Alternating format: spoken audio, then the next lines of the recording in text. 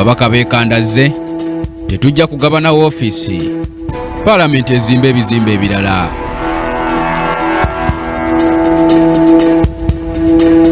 Ssaawa ya kukola Frank Tumwebaza awaddeyo woofiisi eri Betty Kamya.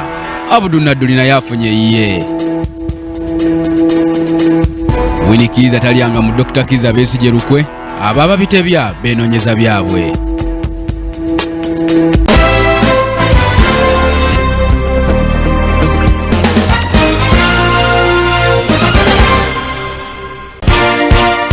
This is Kingdom TV.